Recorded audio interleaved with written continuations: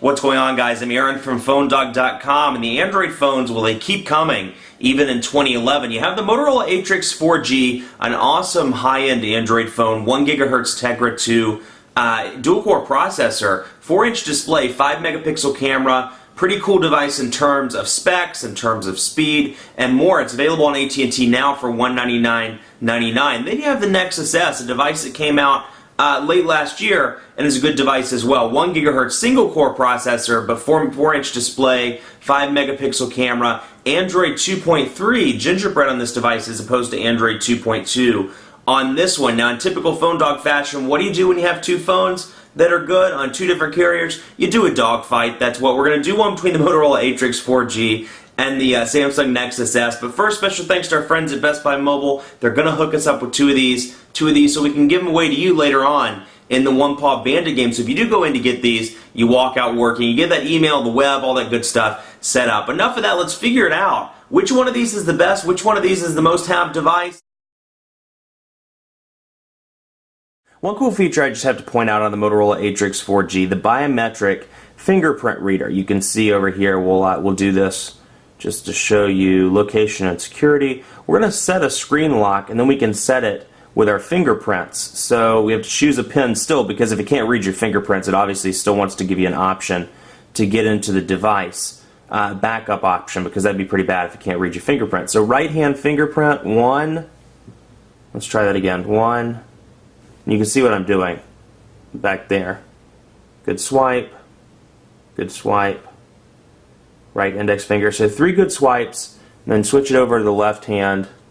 Probably not a good swipe. Nope. So yeah, there we go. And it's almost like you have to hold it like this and get it straight down. There we go. 3 swipes for that. So successfully completed. Now when you turn it off, instead of using the typical unlock screen or drawing something, you can just swipe that finger down. Bam. Let's take a look at the phone application, since obviously they are different. This one running Blur, this one running a vanilla version of Android. You can see that the tap system at the top is pretty similar. Dialer, recent, contacts, and favorites. Buttons are a little larger, whereas the Android 2.3 has gone to this kind of reserved button layout, which I think looks fantastic. The difference here, when you type a number, and if they're in your contacts list, you type in 555 and it brings up Aaron Baker, for example. It'll bring it up here, and then, or if you're not dialing somebody, it'll show you your most recent call, either your recent call or missed call, whatever. So on the bottom you'll see the send key, the voice dial key, and then add to contacts once you dial in a number. Now on this one, you can see, very just typical layout here. We can dial, and that's what it looks like. Very colorful, very clear screen. You have your call log, your contacts, and then your favorites as well. And Old Man Baker happens to be one of my favorites. So no huge differences here between these two devices, at least the way it looks, but some minor layout things. And then of course you have back, send, and voicemail down here at the bottom. Both of these have 4.3-inch screens, so it'll be interesting to see the browser differences between these devices. Like I said, this one's running Blur, this one's running stock Android, so we can see the differences between not only the menu structure, but just kind of overall how it looks. PhoneDog.com. We'll load up PhoneDog on this one as well. PhoneDog.com. And we'll see which one has the better response time, what has the better menu. So you can see down here, first of all, the capacitive buttons down here are arranged differently. So click on menu and you can see new menu, bookmarks, windows, pretty similar Android layout. And you'll notice that these boxes are black, and one of the biggest reasons for that, this has a Super AMOLED screen. The darker the colors are, the better it is with power consumption. So you'll see in a lot of the menus throughout this device, the settings, the way these look, the icons, they're all very dark in order to preserve battery life, because it is a Super AMOLED device. And then you have the Motorola Atrix 4G, a little bit of a different layout, but still mostly the same. New windows, bookmarks, Windows refresh. Actually, it's the exact same layout with the same settings as well, so I stand corrected with that. But a little bit different from HTC Sense. So you can see pinch to zoom's pretty responsive, even with those flash advertisements running in the background. It's certainly not bad at all. It's zooming in, zooming out pretty easily. Double tap here, get an idea. Double tap in. So you can see not too bad. I mean, there's lag in comparison to other devices, the iPhone 4, the tablet. If you saw the Zoom tablet, that thing is freaking fast. And then you look at something like this, a little bit faster on the zoom front.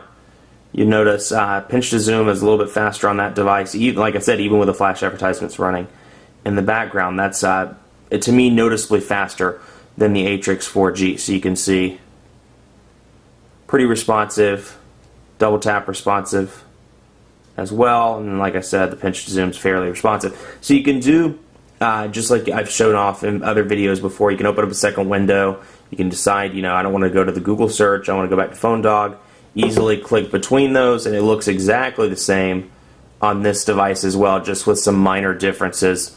You know, and maybe this is just me picking, but you'll see that the new window looks a little bit different. Instead of X's, there's minuses, etc. Those are the only minor differences that you'll see in the browser. But both good performances, but I have to give the credit to the Nexus S. Camera time. Both of these have 5 megapixel cameras, and we're going to put them to the test. Now, what I will tell you with the Atrix 4G is this 5 megapixel camera, in my opinion, is better than the 8 megapixel camera on the some of the other devices, like the Motorola Droid X, the 5 megapixel camera on the Droid 2. I think it's an improvement, whatever they've done. It's less grainy to me, and you know, all around a better camera. So that's not going to work. Let's get this zoomed in.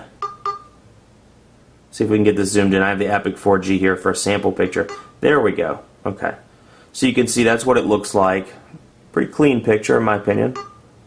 And I know it's hard to see on camera, but a pretty clean picture there.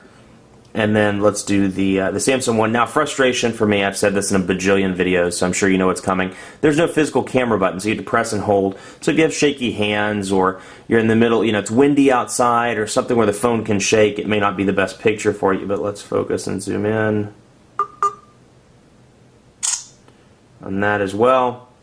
And you're not, like I said, you're not going to really be able to see this on the camera. You're just going to have to take my word for it. But we can take a look at these side by side and kind of try and get an idea of the differences. Let's see here. Focus in on today,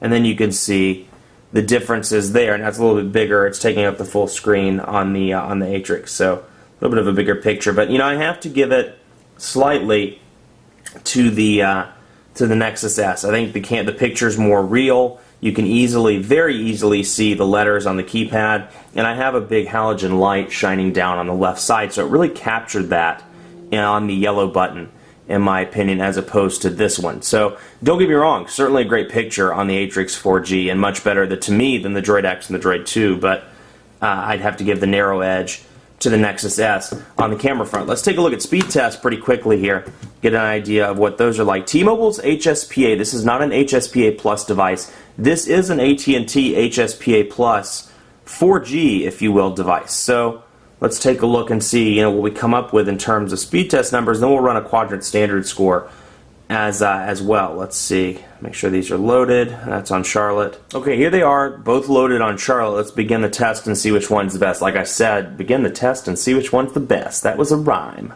Oh, that was a rhyme. Like it's some time. Anyway, HSPA Plus 4G, that was a really bad rhyme. 4G HSPA, not 4G. It's running just standard 3G. But still, you look at the speeds, 3.2 roughly, 3.2 kilobits or megabits per second. Let's switch this over, actually. I'm tired of converting. 3.16 megabits per second, 1.7 megabits per second on the upload. Terrible upload speed here, 95 kilobits per second. That's pretty miserable. And we'll throw it back. Not sure why it's picking up a server from that far away. Let's see. Okay, there we go. And we'll throw that over to there.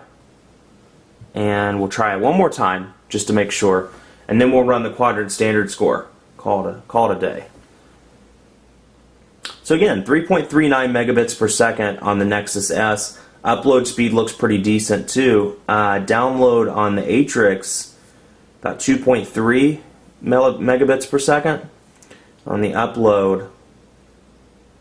Still, I mean, it's about 0.15, not great in terms of the upload as well. So I mean, I have to, by far the winner is the Nexus S there. And I'll tell you, T-Mobile, both HSPA Plus and just 3G in general, has been fantastic in this area. So something to keep in mind. You know, again, that's just the Charlotte metro area. Maybe different where you are, but in terms of speed tests, I have to give it to the Nexus S. Let's do a quick quadrant standard test. Whoops. Let's see. Quadrant standard. There we go. Do a quick quadrant standard here. And quadrant standard is not officially supported by the Nexus S or Android 2.3, so take this with a grain of salt. But we'll take a look and run the full benchmark just to get an idea. Okay, it worked flawlessly that time. So I'm sorry I turned the camera off, but you can see speed test, huge difference here. 2,526 on the Atrix, 1,309 on the Nexus S. You know, that said, I mean, blazing fast on the Atrix, decent on the Nexus S. That said, you know, in day-to-day use, it doesn't make a difference. Honestly, both of these devices are just as fast. So it's one of those things, you know, if you're doing some sort of hardcore gaming on your phone, maybe you need the extra power, but, you know, in day-to-day use, if anybody, 90% of the world came up to me and said, I want a smartphone, I'd recommend either of these devices based on speed. I mean, they're both very fast. There's no lag whatsoever, and no issues there. So, you know, keep that in mind, but that said, the Atrix did win that. Now, it's a dogfight. I have to declare a winner. This has been one of the hardest that I've ever gone through, you know, because they are both great devices. But I'm going to have to give the narrow win. Yes, I know I say that every video. The narrow win to the Nexus S. This is, to me, is the slightly better device, even though, you know, the con here, poor sales channels. You cannot go into T-Mobile store and buy this device. You have to go to Best Buy. $199.99 2-year, $529 full retail. The problem is a lot of the Best Buy stores don't do T-Mobile on a 2-year agreement. For example, in the Charlotte area, there's not one Best Buy store that sells T-Mobile, postpaid T-Mobile. So you have to go somewhere else. I think there's 1 or 2 stores in North Carolina, period, that sell T-Mobile with a 2-year agreement. So you either have to buy it online or buy it full retail. So, you know, I think a lot of states see that. It's just a poor sales model. And even though Best Buy is nationwide, you know, still it wasn't well thought out. So frustrating there. This one, the downfall here is Moto Blur. Moto Blur slows this device down. It's very laggy. You can see several times required to unlock, and I see it a lot of times when going through apps or when typing on the keyboard. The lag was just a little bit too much for me. So they each have their cons, but what really pushed it over for me, great screen on this device. Love the contour. Love Android 2.3. The vanilla, the fact that it's a vanilla version, a lot of fun there. Like the way it looks. And the 5-megapixel camera is great as well. Not to say that the Atrix isn't a good option. I think anybody that's on AT&T, take a look at it. Take a look at the HTC Inspire 4G, which is another HSPA Plus device, and see what you think. Hey, make your own decision. You may like one, you may like the other. Thanks so much for watching. Keep it locked on PhoneDog.com for continuing coverage of both of these devices, the Motorola Atrix 4G, the Google Nexus S, and be sure to like us on Facebook. Facebook.com/PhoneDog. We always give away super cool stuff. We have another giveaway coming up the next few weeks, so be sure to check it out. Facebook.com/PhoneDog. Follow me on Twitter as well, PhoneDog_Aaron. Ask me any questions you have. You think I'm crazy? You think the Atrix should have won because it's the dual-core Wonder Beast? You think the Nexus S should have won or did win? But you think the Nexus S is the right winner? Let me know. PhoneDog_Aaron. Thanks so much for watching. We'll see you next time.